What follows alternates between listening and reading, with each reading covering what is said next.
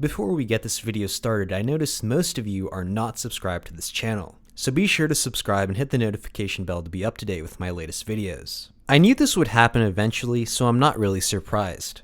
This has already been done in true wireless buds many times, but basically, at least for bass, you can completely bypass the need for a dedicated driver with EQ. And true wireless earbuds have active electronics, meaning they can have onboard DSP, or digital signal processing, which includes an equalizer. This cannot be done in an analog IEM.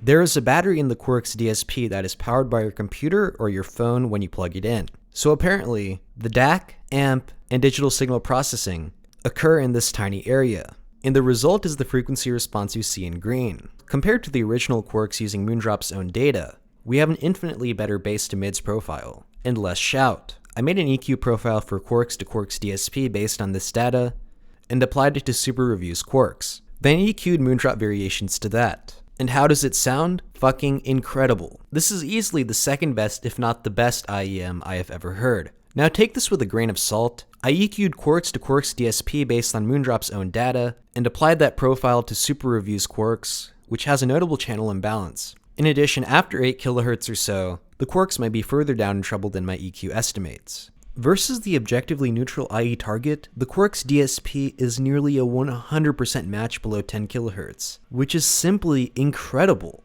It's important to keep in mind that this is not exactly impressive. Instead of using EQ on your computer or phone, the Quarks is pre-EQ'd. This device is not possible to use from an optical source. For example, when I'm using my TV, I have my Topping DX3 Pro Plus plugged into it, and my variations plugged into the Topping DX3 Pro Plus. That would not be possible to do with the Quarks DSP. But if I just wanted to use it on my MacBook, I would simply plug it in. On my iPhone, I would need an adapter, which isn't that big of a deal since I use a dongle with the variations anyways. Okay, that aside, let's talk about the sound quality. So this checkbox is for the Quarks DSP, and the one on the bottom is for the variations or no EQ.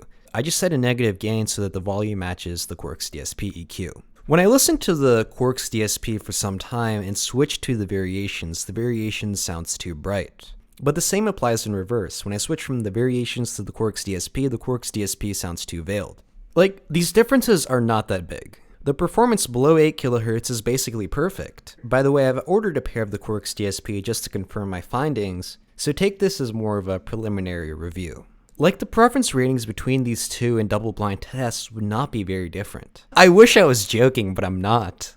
I feel like this song, Clockwork by Perfume, is a good example for showing the Quarks DSP weaknesses. A lot of the emphasis is on the upper treble, and you can tell that it's recessed. This slight increase at 2000 Hz also makes vocals more forward. I don't really perceive it as a bad thing, but it might come across as a lack of soundstage to some. This is a cited test, and I'm comparing a $15 IEM to a $500 IEM. Obviously, I'm probably going to say the $500 IEM sounds better, but like I said earlier, the differences really are not that big at all. The Quarks DSP, or pre-EQ'd Moondrop Quarks, is easily the second best headphone I have ever heard. I'd like to give a shout out to Minolos, Fofo, Marshadow, Vsauce4, Linux Ternal, Wadiacre, and Snivry. Thank you guys for supporting the channel. I really appreciate the support.